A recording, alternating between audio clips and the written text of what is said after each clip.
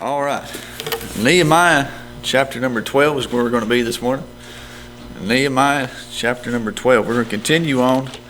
We've got this chapter, and then we've got one more chapter. We are finished with the book of Nehemiah. Now, last week, if you missed it, or if you watched the video or whatever, last week we looked at the opening up, finally, of Jerusalem. They are opening up the temple for worship. And we looked at the different jobs that people had. We kind of looked at that. We've seen where the one guy that wasn't mentioned in chapter 11 was Nehemiah.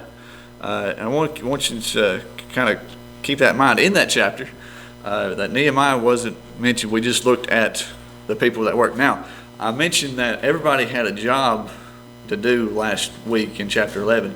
But if you look back in chapter 4 and chapter 5, again, everybody had their own job to do. So that's kind of not exactly what we're going to look at this morning. But this morning we're going to look at more of the dedication of the walls. So we're going to get to that here in verse number 27. We're not going to start there, of course, but we're going to look Nehemiah 12 and verse number 1. He says, "Now these are the priests and the Levites that went up with Zerubbabel, the son of Shealtiel, and Jeshua, Sarai, Jeremiah, and Ezra." Okay, now we see, so what they're going to do here is they're going to start this little group, and they're going to walk on the wall. All right, so when we get here, I'm not going to read verse number 2 through 26, just because, we're not going to read verse number 2 through verse 21, because that's what that is just the groups, the names of the groups of people that were on this wall. Now, we see here, we've got 18 verses here of just names of people that was on the wall. So if you can imagine how big this wall was, and they built it in 52 days. We've mentioned what a miracle it was that these people built this wall in 52 days. This here proves that because of how big this thing was.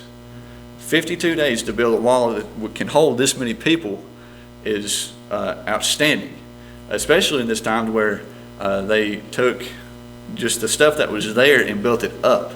There's no new material, just the stuff that was there. Okay, so that's outstanding. It amazes me for these people to do that. Now, I kind of doubt that we could do that today just because of the stubbornness that we have, but this is just amazing. But verse number 22, we're going to begin reading. It says, "The Levites in the days of Eliashib, Joadiah, Johanan, and Jaddua were recorded chief, and the fathers also the priests, to reign of Darius the Persian.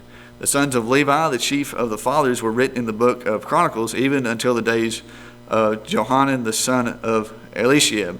Okay, so that goes back to what we looked at last week, a little bit of 1 Chronicles chapter 9. Again, that list of the genealogy stuff. I'm not going to go back over that, but that's what these going back to. Verse number 24, and the chief of the Levites, Hashabiah, Sherebiah, and Jeshua the son of Kadmiel, with their brethren over against them, to praise and to give thanks, according to the commandment of David, the man of God, ward over against ward. Mattaniah and Bakbukiah, Obadiah, Meshullam, Talmon, Akub were porters keeping the ward at the thresholds of the gates. These were in the days of Joachim, the son of Jeshua, the son of Jozadak, and in the days of Nehemiah the governor, and of Ezra the priest, the scribe. Okay, so these little verses here, that word ward means to protect. Again, you go back to where the jobs that they had, but they're protecting these areas of the wall. All right, so verse number 27, this is where we're getting into the meat of this chapter here, the dedication of the wall. In verse number 27, and at the dedication of the wall of Jerusalem, they sought the Levites out of all their places to bring them to Jerusalem to keep the dedication with gladness, both with thanksgiving and with singing, with cymbals, psalteries, and with harps. And the sons of the singers gathered themselves together, both out of the plain country round about Jerusalem, and from the villages of, I'm not going to try that one, okay? Verse number 29. Also from the house of Gilgal, and out of the fields of Geba and Asmaveth, for the singers had builded them villages round about Jerusalem. And the priests and the Levites purified themselves and purified the people and the gates and the wall.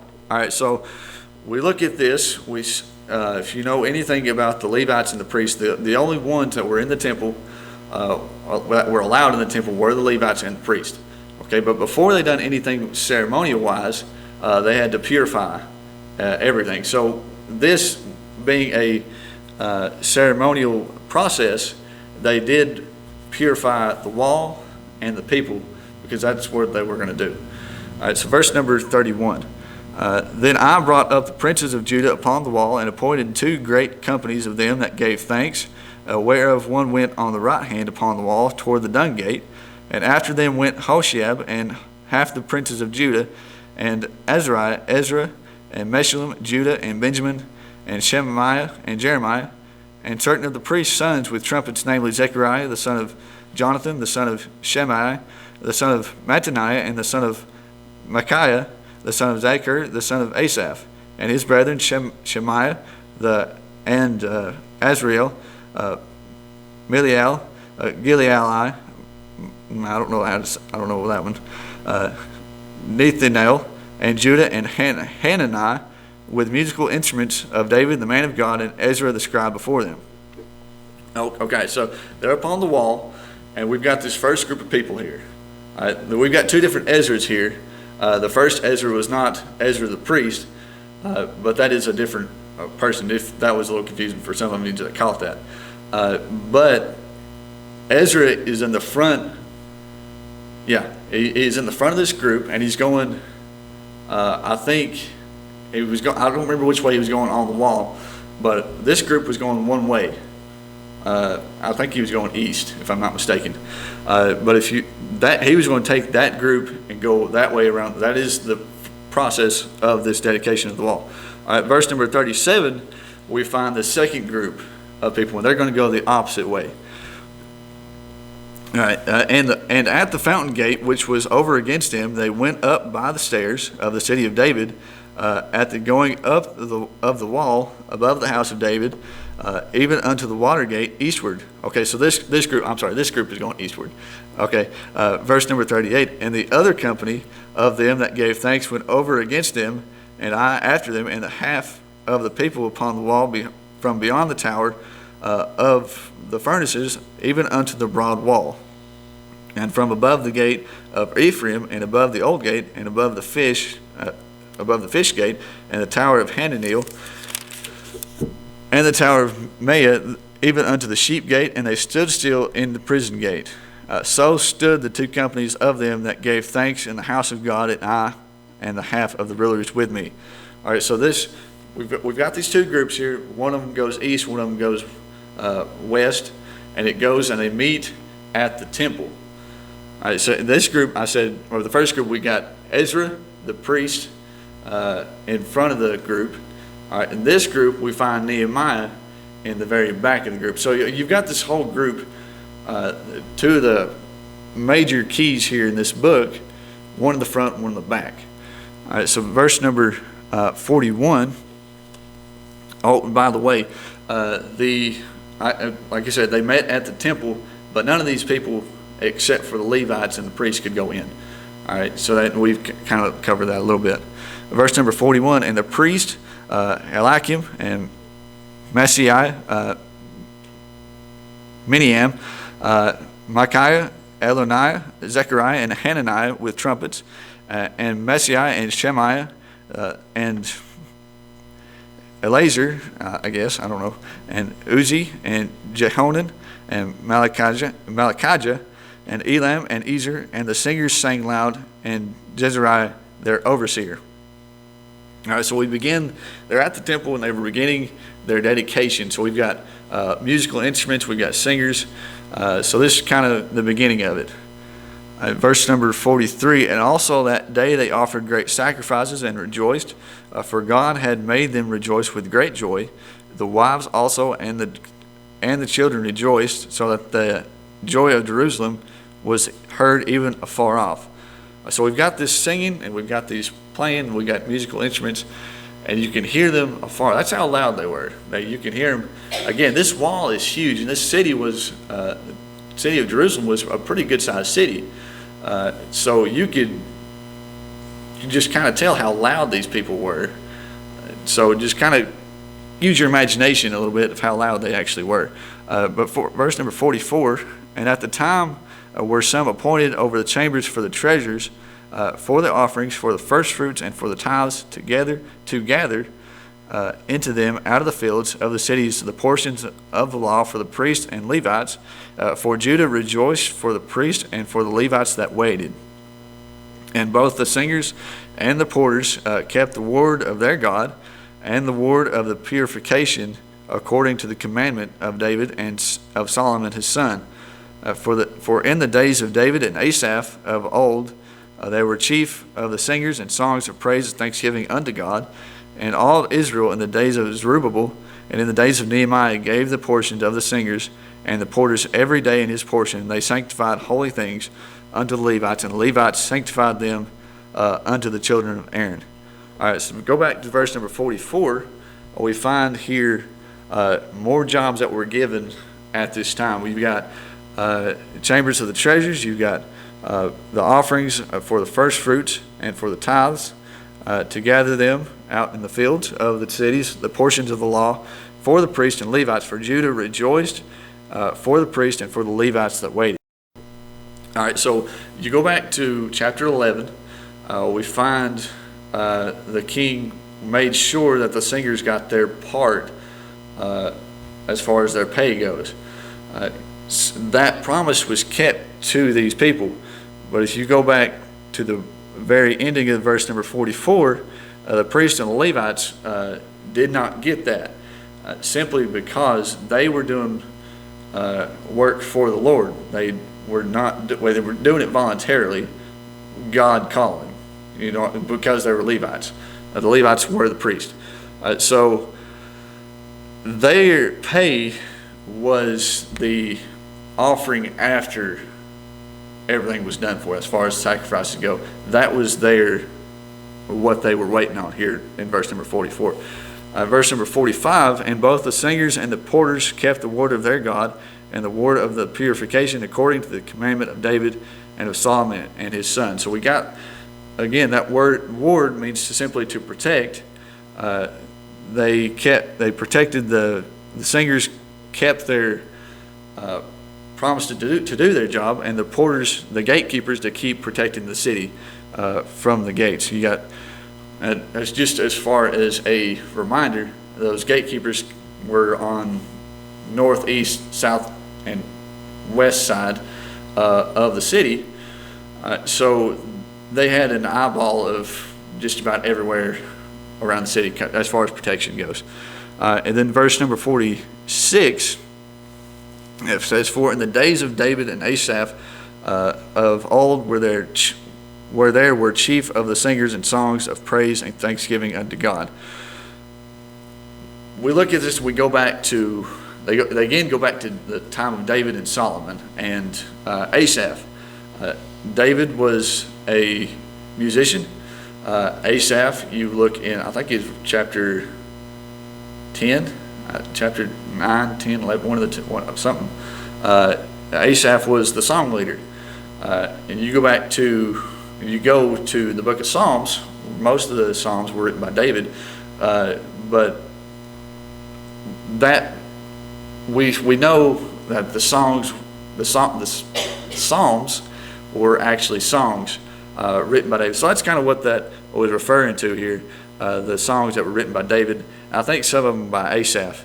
Verse number 47, and all Israel in the days of Zerubbabel and in the days of Nehemiah gave the portions of the singers and the porters every day his portion. They sanctified holy things unto the Levites, and the Levites sanctified them unto the children of Aaron, which would have been the priest. So again, they made sure that the singers and the porters got their portion. All right, so moving on with this one. So we see the dedication process that took place here in chapter 12, but I kind of will look at the dedication process that we as a Christian need to take. If you go back a couple years ago, how long has it been since we redone the sanctuary? 2004. So it's been 6 years ago. So we had the dedication service to dedicate this sanctuary to God, for God to use it in His way, not in our way, but in His way. I think I might have been in school in that time, so I might have missed it. I don't remember. But anyway, it's not important.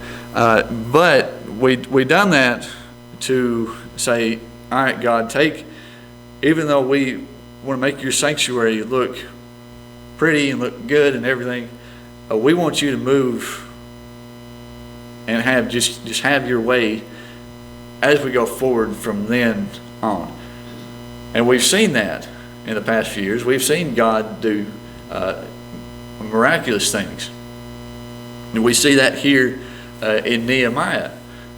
Once they got this giant wall built in 52 days, the dedication here, and the people, as ignorant, if you know what that word ignorant means, it means doing something that they don't really know of the Bible that they had here.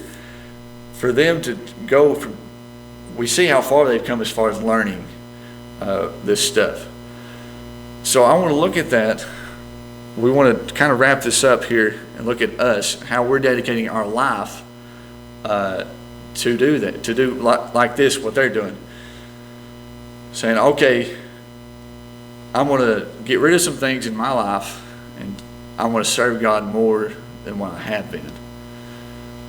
As hard as that is to do sometimes, because I want to look at today's time, where we have been, a lot of the world has just been shut off, and what a time to come back, for God's people to come back and say, all right, we need to grow closer to God, because we don't have that many distractions anymore.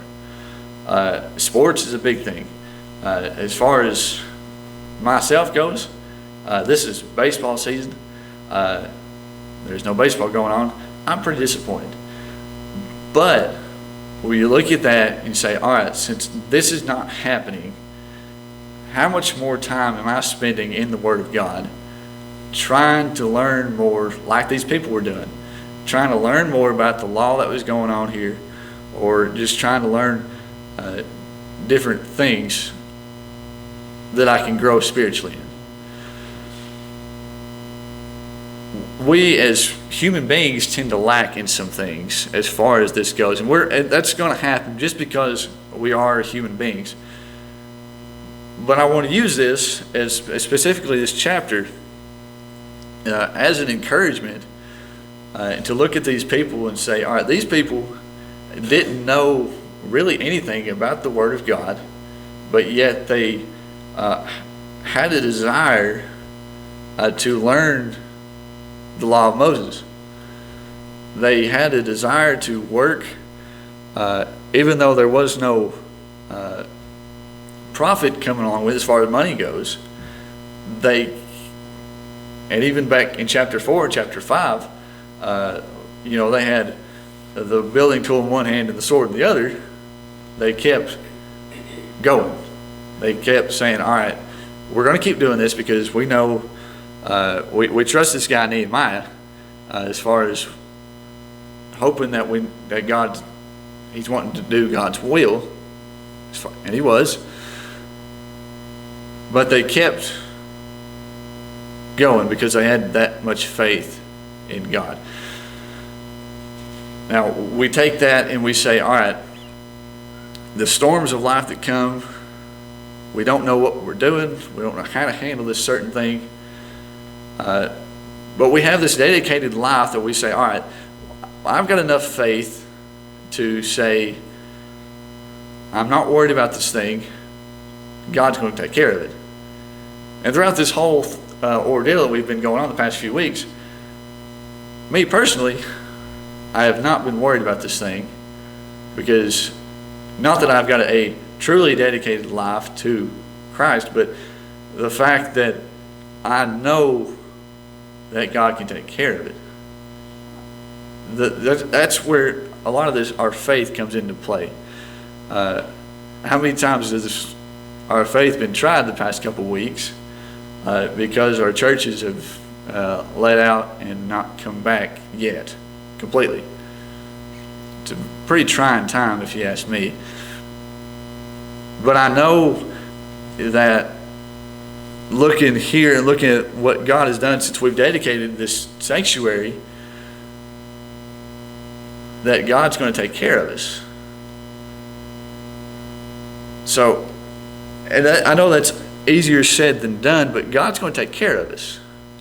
Throughout this whole thing, God's going to bring this church, our church, together, no matter what's going to happen on the outside world. I didn't, as amazing as that was, I never did catch that until just now. But that's being heard. That's one thing that, as far as introverts, we use that term lightly, don't like to be heard. But as far as the Christian faith goes, we need to be heard. We need to spread the gospel, and we need to just kind of, again, as the world gets worse, it gets more and more important every day. I want to say one more thing, and I think I'm about to wrap this up. As far as the rededication process goes, or the dedication process, whichever one you want to use, once we get back to as normal as possible, let's take our temple and say, God, use us as you want to use us. Not as we want you to use us, but as you want to use us. If you go back and look in the book of Isaiah, it says, here am I, Lord, send me. That's where we need to be today. Not when we get back to normal as far as that goes, but let's do that now and say, hey, here am I, Lord, send me. So as far as an encouragement goes, I want to encourage everybody to do something like that, to have a new desire to grow spiritually. And so even if it is more of a daily Bible reading, more of a daily prayer life, more handing out tracts, whatnot, just something to where you can see that spiritual growth.